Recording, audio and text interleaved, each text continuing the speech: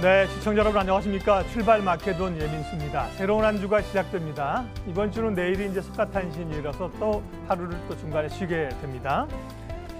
미국과 중국 간에 우려했던 통상협상이 미국에서 2차 협상이 열렸고 타결이 됐는데요. 일단 뭐 호재로 받아들일 수 있겠습니다만 또 해석을 해보면 또 이게 뭐 일단 좀 봉합한 수준 아니냐 이런 해석이 나오고 있어서요. 크게 또 시장을 좀 끌어올릴 만한 요인으로 작용하는 데는 좀 한계가 있을 수도 있어 보입니다. 어쨌든 간에 심리적으로는 부담스러운 것이 조금 거친 그런 상황이고요. 이번 주도 역시 남북경협주 그리고 또 바이오주 이런 기싸움이 좀 있을 것 같은데요. 상대적으로 조금 시장 자체는 조용한 가운데 조금 상승을 시도하는 그 정도로 전문가들은 예측을 하는 것 같습니다.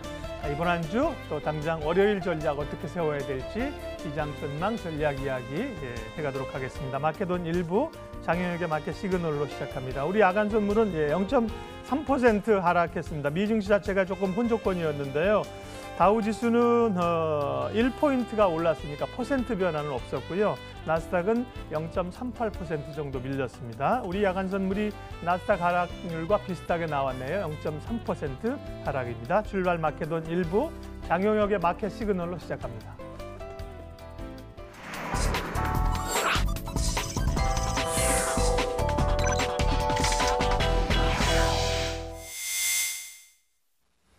예, 마켓 시그널 장용혁 한국투자증권 이프렌즈웨어 팀장 오셨습니다. 팀장님 어서 오십시오. 네, 안녕하세요. 예, 미중 간에 누르고 있던 그 통상협상이 타결됐는데 이게 어쨌든 금요일 미증시에는 반영이 안 됐다고 봐야 되는데 얼마나 좀 국내 증시도 그렇고 여지가 있을지 궁금하고요.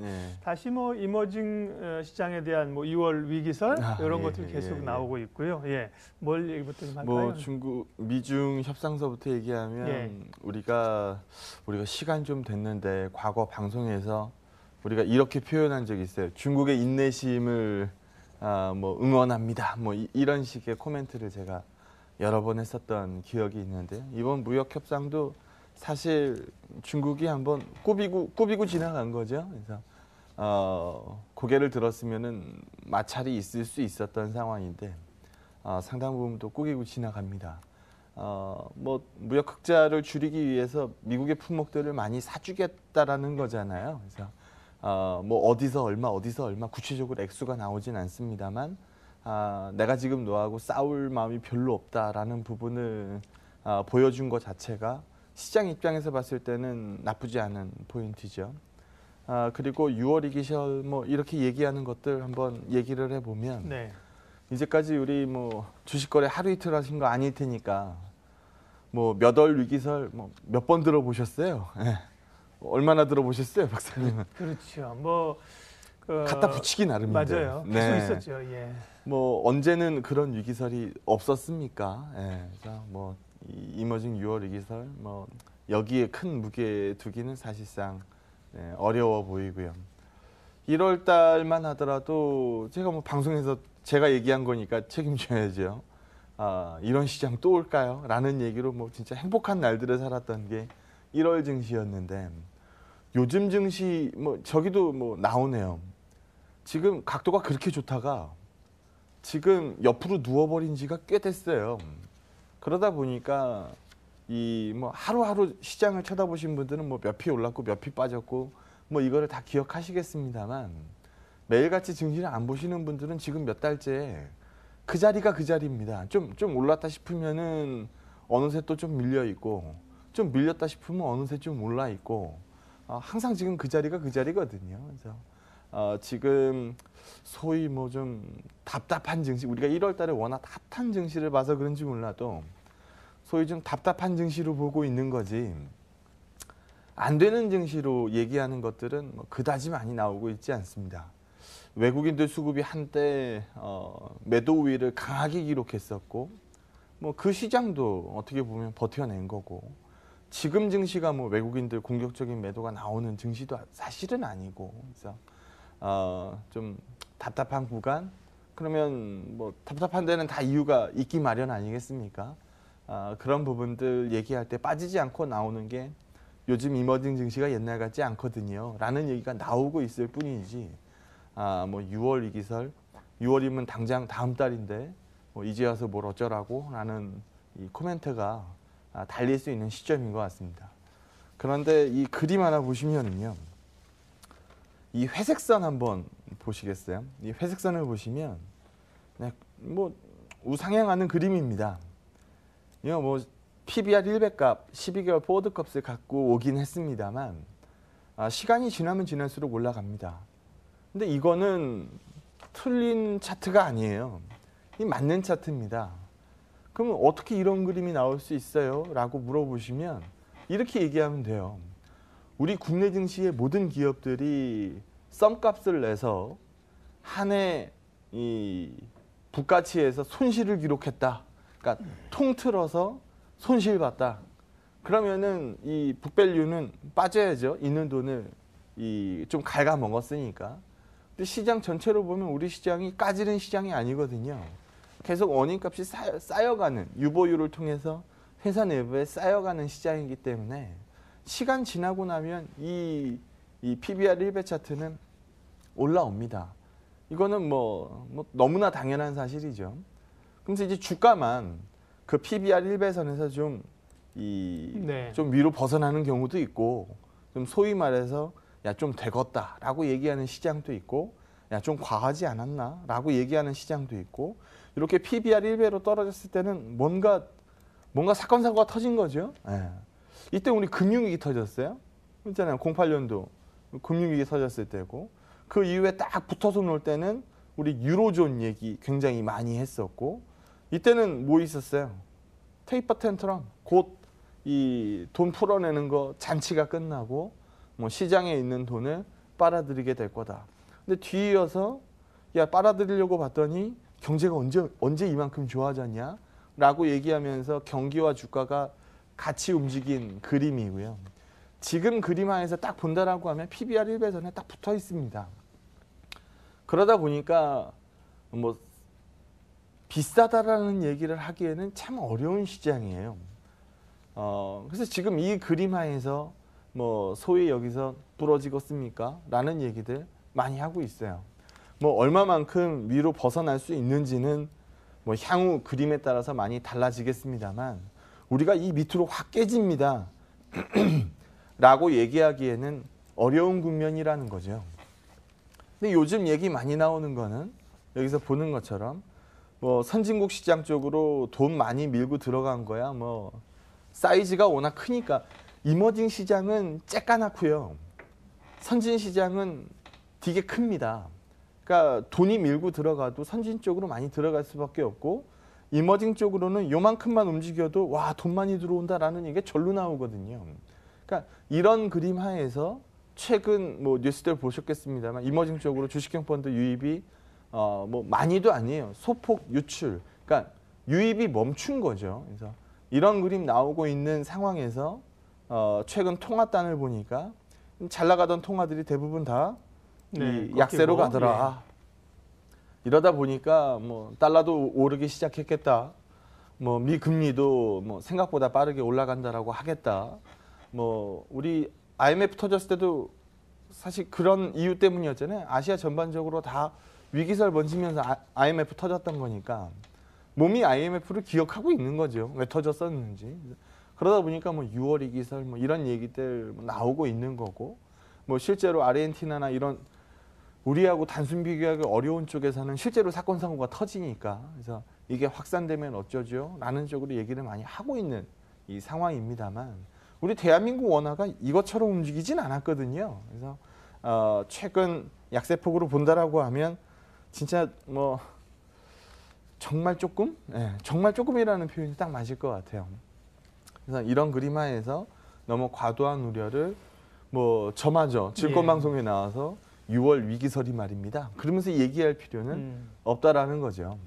근데 뭐 한 가지 팩트를 얘기하자면 달러가 옛날보다 비싸졌고 금리가 옛날보다 올라간 거는 이건 뭐 부인할 수 없는 사실이니까, 이 부분에서 뭐 일정 부분의 이머징 쪽으로 자금 유입이 좀 흐트러졌어요 라고 얘기하는 거는 뭐 불가피한 사실이에요.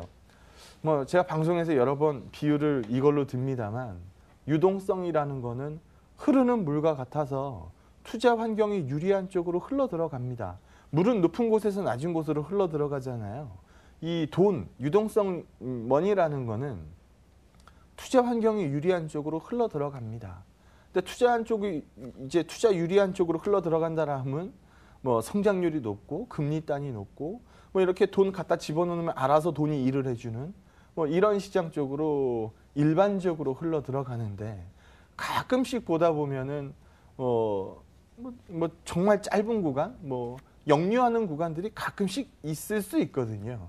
근데 그 구간 지나고 나면 또 물은 높은 곳에서 낮은 곳으로 흘러 들어갑니다. 일반적인 사실입니다. 그래서 이 그림이 뭐 최근 일부의 변화를 만들어냈습니다라고 읽을 수도 있지만 과거 그림하고 한번 섞어서 보면 과거의 달러 레벨보다 이미 달러의 레벨이 지금 현재 높고 미 금리가 이미 3%대를 이제 살짝 넘어서 움직이고 있습니다만 롱텀 금리의 상당 부분 근접해서 움직이고 있어서 뭐 골드만삭스나 이런 쪽에서 얘기하고 있는 것처럼 뭐 3.5%까지 갑니다. 라고 얘기하는 것도 사실 갈지 안 갈지 모르는 거고 설사 간다 하더라도 지금 3% 조금 넘어 있는 금리에서 그러면 요 정도 올라간다는 얘기인가? 라고 받아들일 수 있는 룸이 보이고 있는 거고요. 실제로 그렇게 이 추가적인 금리 상승이 세게 나올 걸로 보고 있지도 않고 있습니다만 그래서 이런 그림 만들어지고 있다 보니까 약간 불편합니다. 근데 이 그림이 나오고 있는 이유들도 뭐 이유 없이 나오진 않을 테니까요. 표면적으로 우리가 알고 있는 건 미국 경기가 제일 좋아서 금리를 뭐 올릴 수 있을 것 같아요. 다른 데 경기는 부진하다는 얘기거든요. 그러니까 오히려 다른 쪽들의 통화 약세가 달러 강세를 밀어 올린다라는 표현이 맞을 수도 있을 것 같아요. 다음 페이지 보시게 되면 우리 올해 초만 하더라도 유로존 쪽에서 경기 데이터 와 막 뭐 유로존이 살아나기 시작했습니다. 이런 얘기들 굉장히 많이 했었어요. 그러다 보니까 드라기가 나와가지고 유로존도 곧 테이퍼링 뭐 실시합니다. 그렇죠. 통화 정상화 이 얘기 우리 많이 들었죠. 그러게. 근데 요즘 경기값이 안 좋은가 봐요. 예, 근데 요즘 우리 드라기한테 그 표현 들은 지 좀 됐어요. 예. 얘기 판때기가 좀 바뀌었죠. 올해 초만 하더라도 유로존의 서프라이즈 인덱스는 이렇게 움직였어요. 서프라이즈 인덱스라는 거는 우리가 뭐 A라는 경제 지표를 기다릴 때 가이던스라는 게 있지 않습니까? 그거보다 잘 나오면 플러스 값이고 그거보다 못 나오면 마이너스입니다. 그러니까 추세를 갖게 되죠. 한번 잘 나오게 되면 다음 눈높이가 올라가고 뭐 그거를 더 넘어서면 더 큰 기대치가 생기고 역으로 얘기하면 한번 가이던스를 하회하기 시작하면 다음 눈높이 떨어뜨리고 다음 눈높이보다 마저 하회하게 되면 또 실망하고 또 낮추고 그러면서 또 하회하면 또 떨어지고 그러니까 추세를 갖기 마련인데 최근 보게 되면 유로존의 서프라이즈 인덱스 값은 굉장히 심각하게 마이너스 값입니다. 그러니까 발표하면 모두 다 가이던스보다 못 나오고 있다는 거죠. 그래서 유로가 강세로 갈래야 갈 수가 없죠.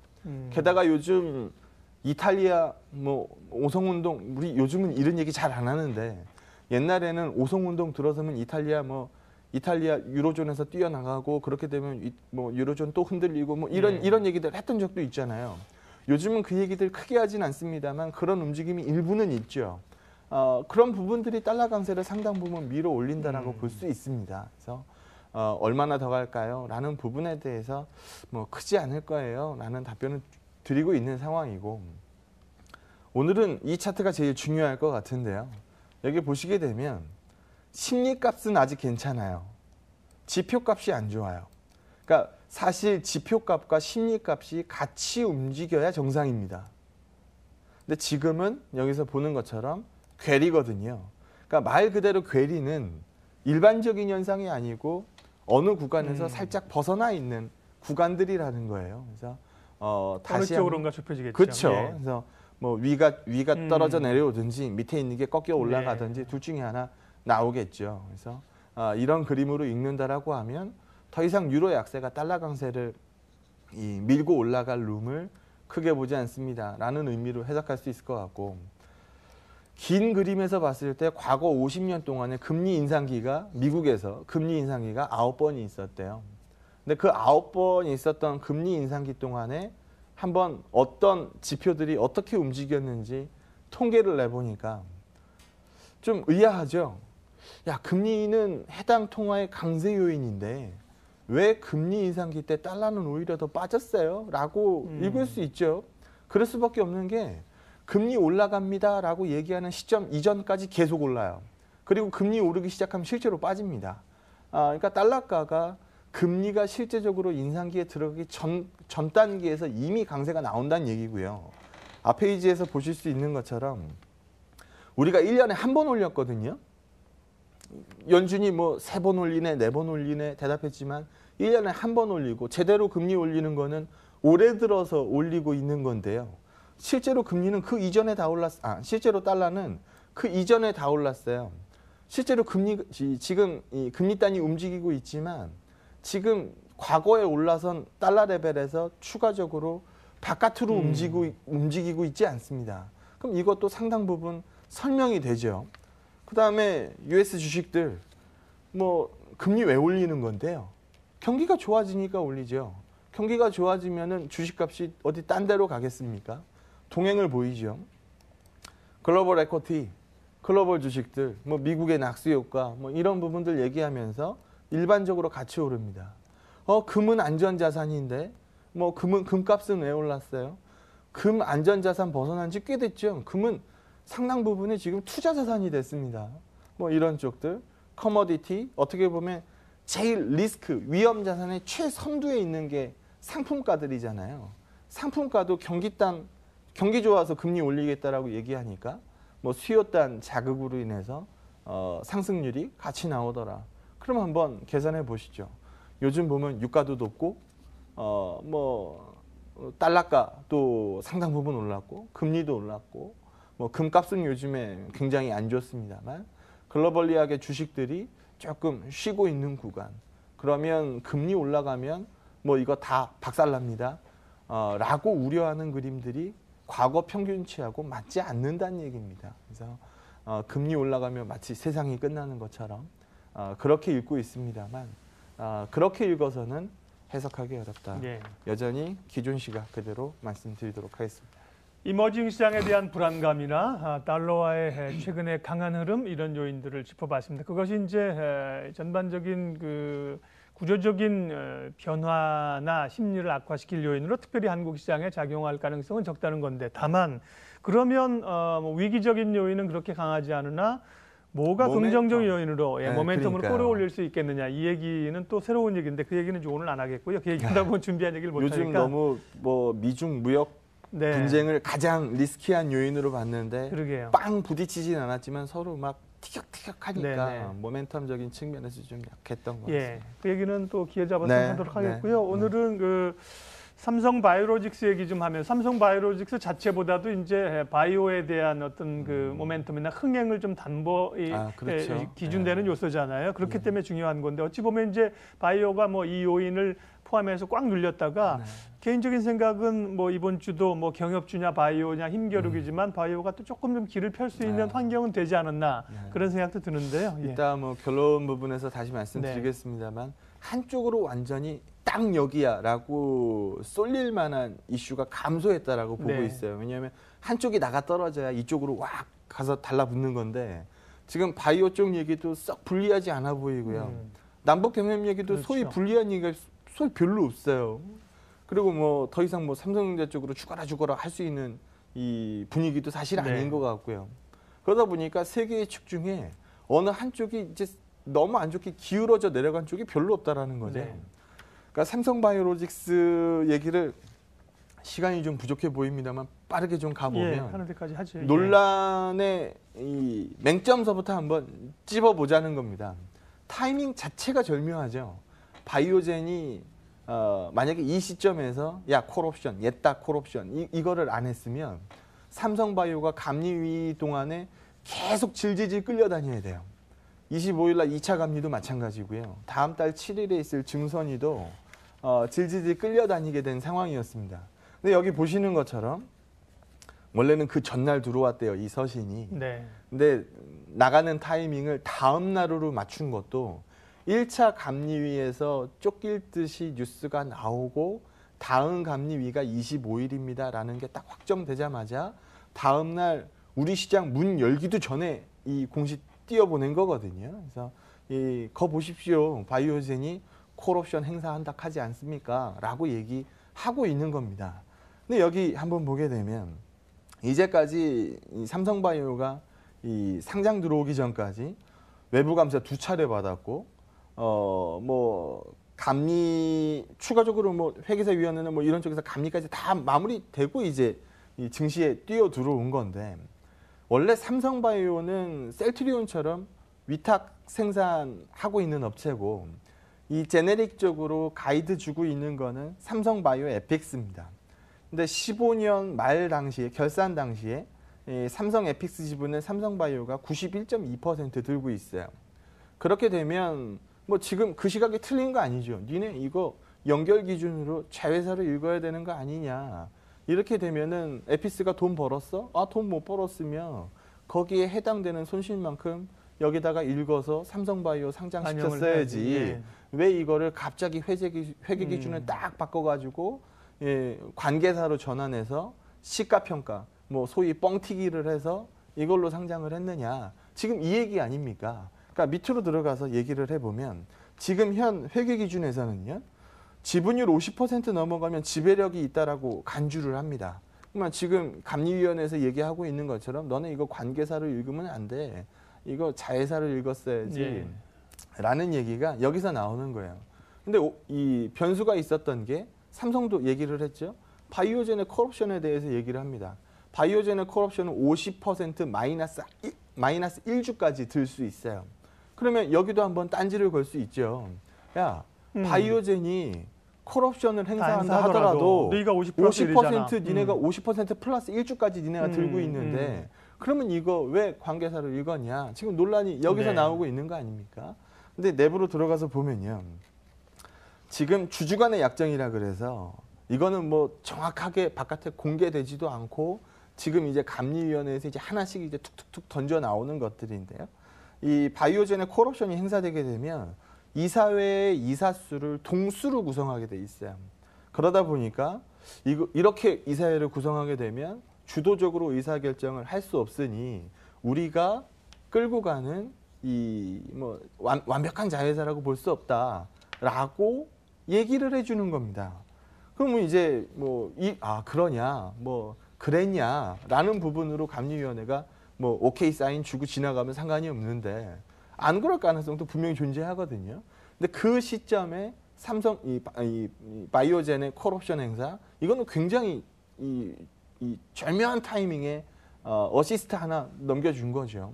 그러면 다음 이 문제거리가 또 뭐가 있냐 하면 지금 바이오젠이 보유한 콜옵션 가치는 시장에서 3,500억으로 간주를 합니다. 그러니까 콜옵션이 무료가 아니잖아요. 콜옵션 가치가 지금 3,500억이란 얘기예요. 그럼 우리 시계를 조금 뒤로 돌려서 과거에 2015년 결산 당시에 뭐 이 바이오젠이 들고 있었던 지분은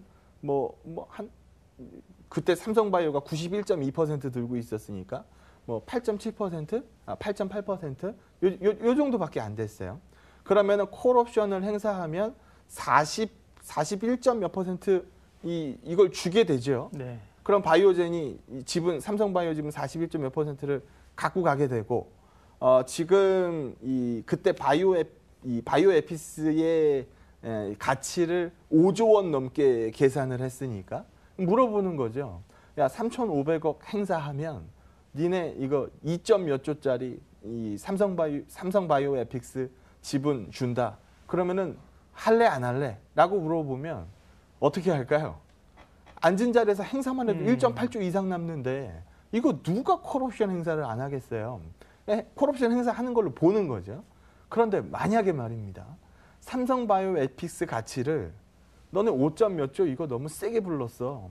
2조 원으로 보는 게 적당하지 않았어? 이렇게 물고 들어가기 시작하면 그럼 삼성바이오 에픽스의 이 41점 몇 퍼센트 지분은 8천억 정도의 가치로 떨어지는 거고 콜옵션 이 가치 3,500억 제외하게 되면 실제로 행사했을 때 내 손에 쥘 수 있는 프라핏은 4천억 정도로 훅 줄어들거든요.